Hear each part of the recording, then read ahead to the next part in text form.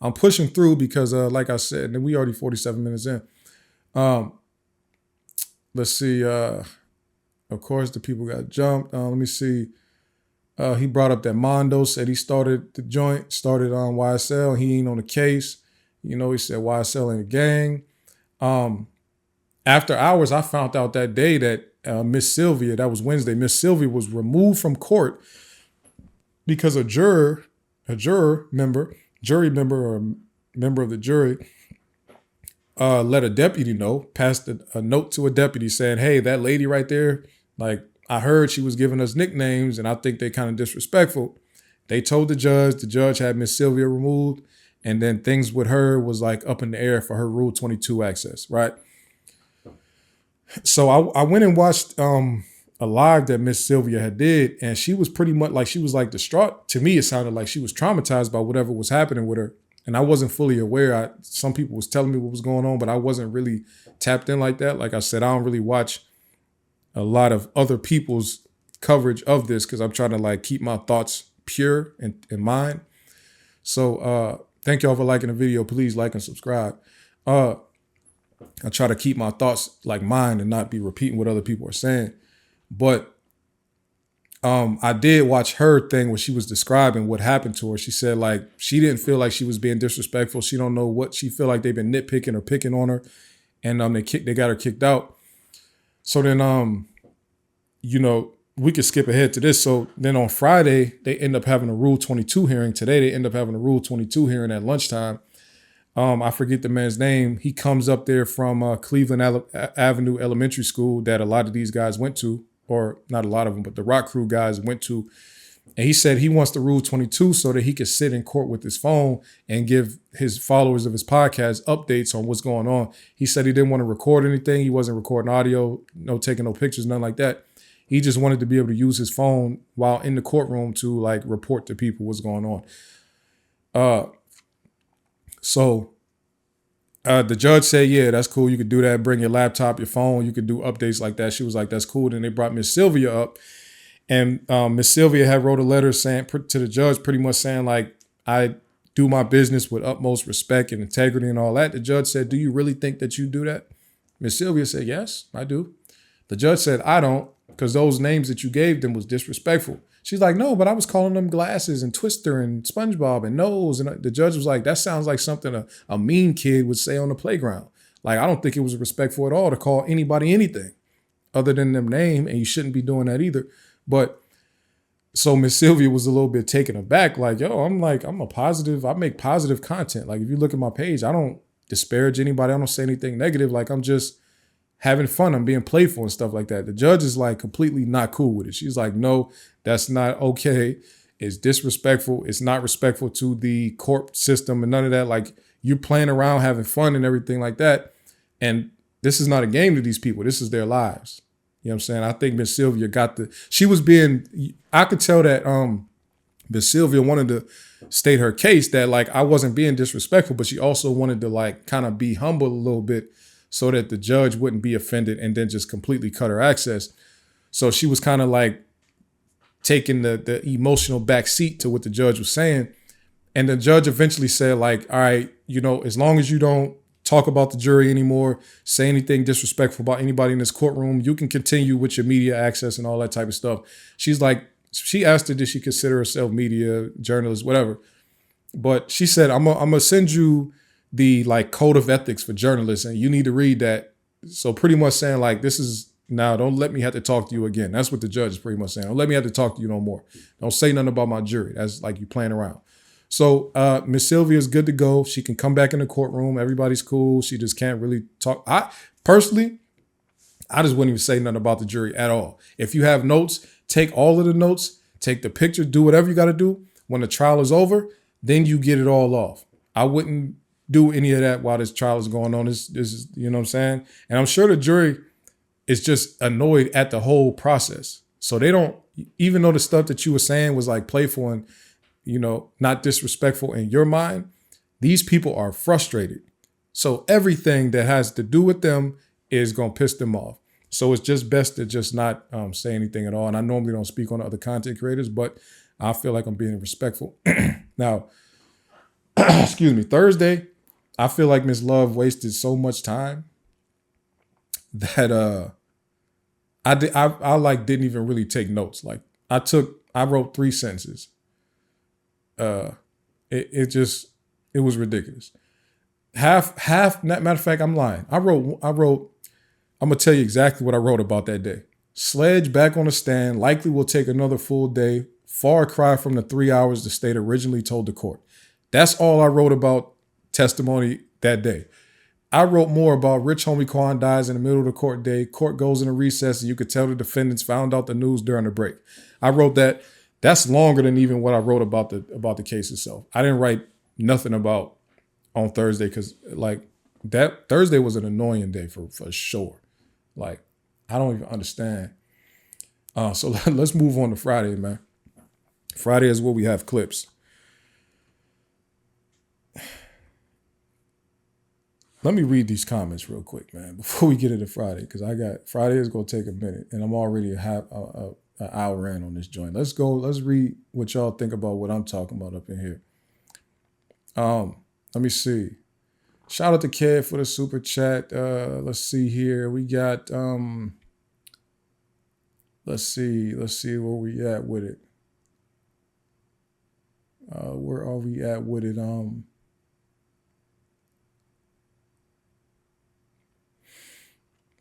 Let's see.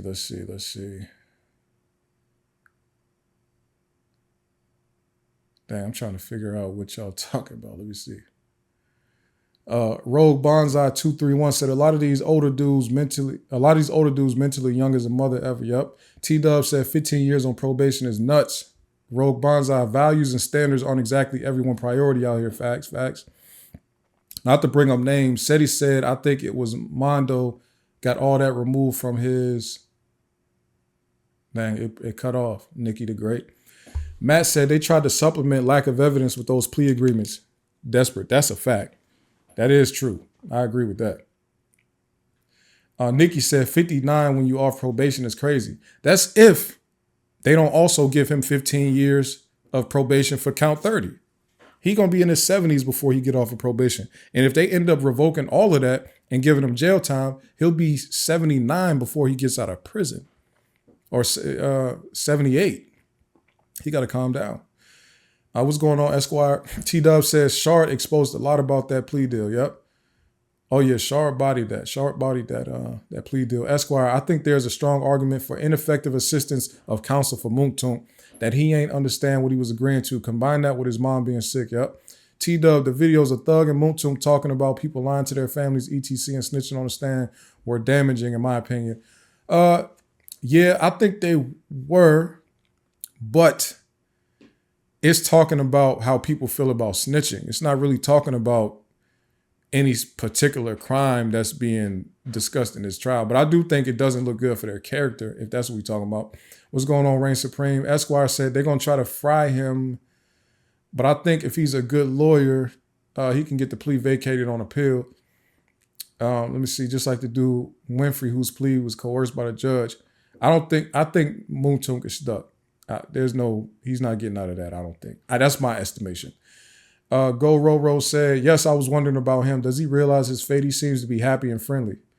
Matt, I think Moonk will be straight. His main obligation was just testifying. He gave them enough, in my opinion. I think he gave them enough for them to use it. But I think he also said that some of the stuff in those factual acknowledgments was not true. And that's a direct violation of that plea agreement. So I do not think he will be straight at all. House of Brands Designs, humanizing is a strategy that may just pay off. Short as a beast. Unfortunately, they're going to get old boys. Shout out to House of Brands Design Agency. She sent me an email, showed me some of her work. She got some firework. Shout out to her. You know what I'm saying? If I need the services in the future, I'm definitely going to reach out to her. Y'all check that young lady out. Esquire said, and he can use his testimony, including the cross-examination, as evidence. Yep.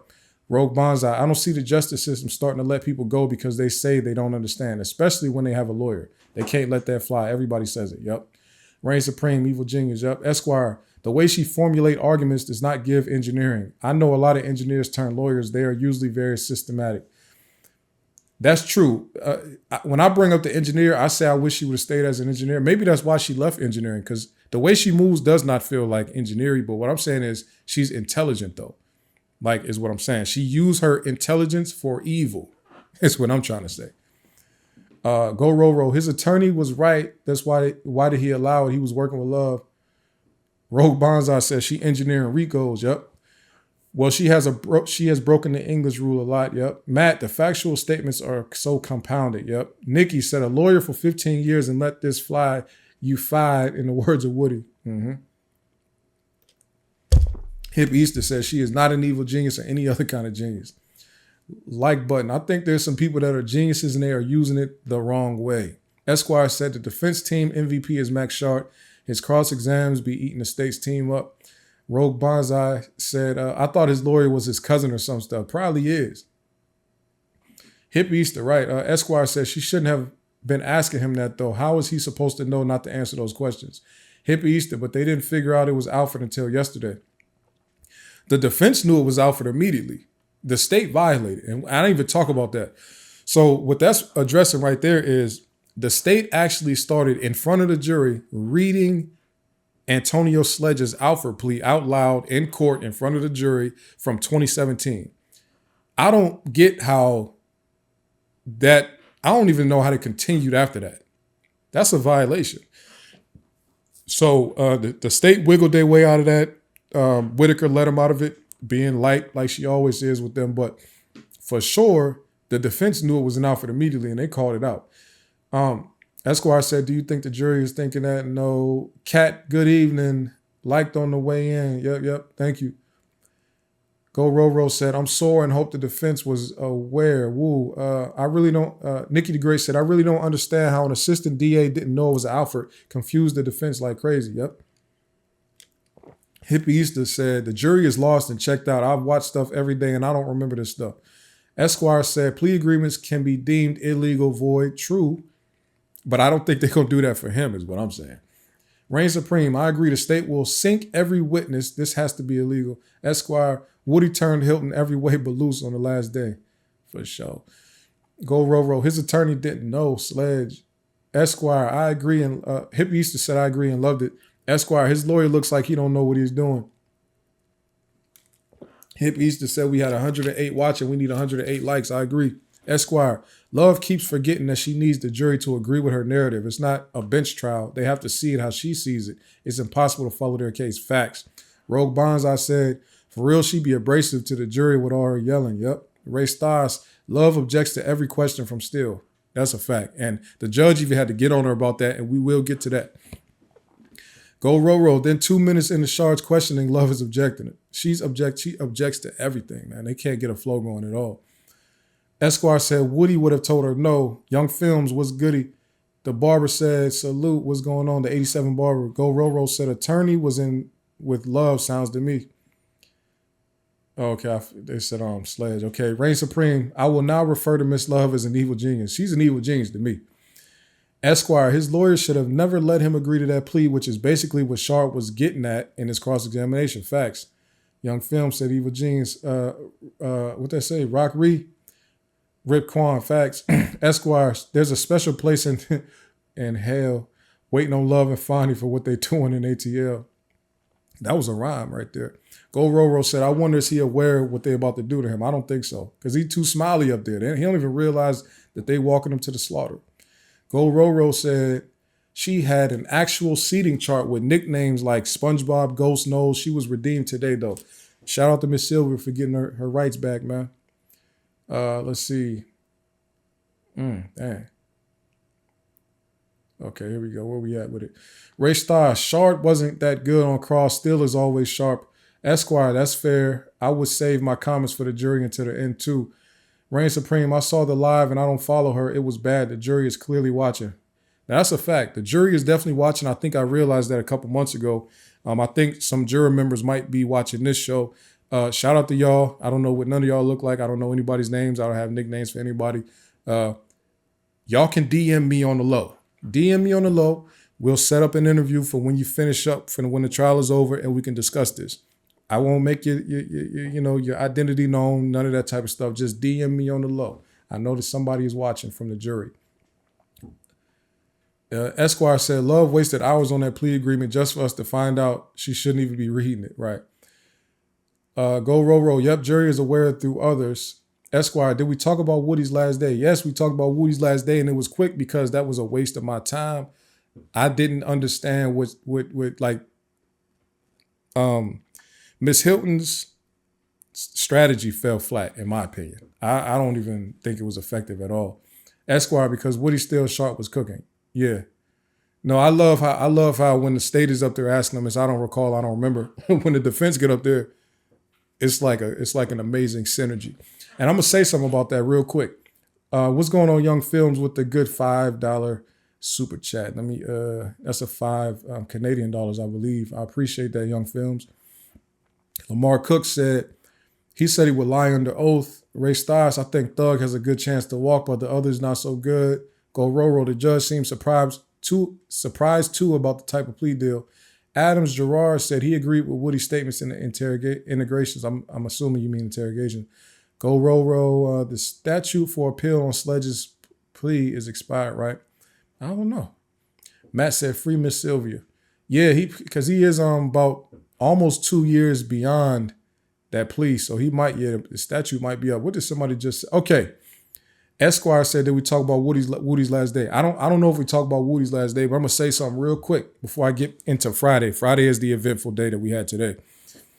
Remember that day there was a major motion for mistrial. It was the state had did something crazy. I think it was a major Brady violation, and it was looking extremely bad. Like, it looked bad from the outside. It was like, yo, I don't even know how they're about to proceed. There's for sure Brady violations. And remember, everybody on the defense showed up with nice suits. That's when Thug had that nice leather jacket on. Y'all remember that? Remember that Woody also showed up in a very nice suit that day, matching the defendant suits. This is just my theory, and y'all tell me what y'all think about it. That Woody showing up dressed the way that they was dressed tells me one of two things is a possibility here. I'm just going to say it, and y'all let me know what y'all think. Either Woody is taunting the defendants and letting them know, I'm still tapped in with what y'all talking about and what y'all got going on. Y'all can't do nothing without me knowing about it. I'm still tapped in. Y'all don't even know who's feeding me this information. Woody has never worn anything to suggest that he's going to wear a suit to trial. But he showed up with a suit on the same day that the rest of them came with suits and nice formal clothing on, right?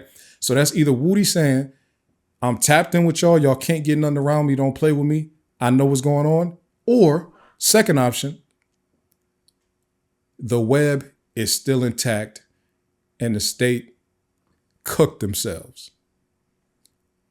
It's the only two options. I'm not going to explain that part right there. If you know, you know. Those are the only two options. From that one day, that let me know it's one of two things.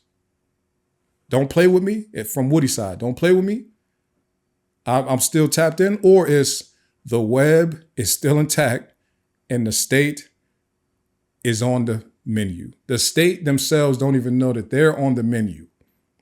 Remember, Adrian Bean said, I don't want no problems with them. Don't tell nobody I said nothing. It's 180 of them. I don't want no issues with them little niggas. Right?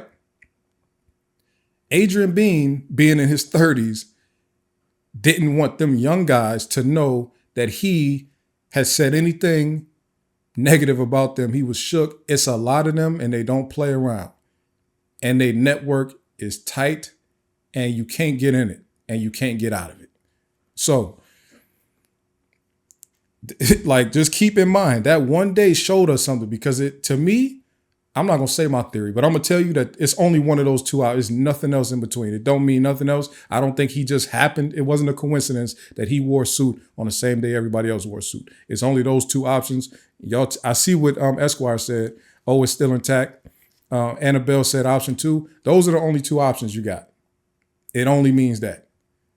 I don't know if, and the funny part is, the state is looking at it like, oh, Melnick was helping out Attorney Steele and all that. I don't even think they know how deep this thing is. You understand? Atlanta is a huge city. I'm gonna just say this real quick. Atlanta is a huge city. It shrinks instantly when the streets get involved. You understand what I'm saying? I'm not from here. I can't tell you the exact inner workings. I just know that when things become street, Alpharetta might as well be next to McDonough. Douglasville might as well be next to Conyers. This thing shrinks extremely small when the streets get involved. I mean, anybody can get to anybody, can get anybody touched. They can find you anywhere in this city. It shrinks quickly. That's why you hear people talking about, oh, Lenox is so dangerous and Buckhead is all these shit, because you can't hide anywhere in Metro Atlanta. If anybody wants you and you get involved in the streets, hang it up. Anywhere in Metro Atlanta is huge. 20 counties big, 20 plus counties.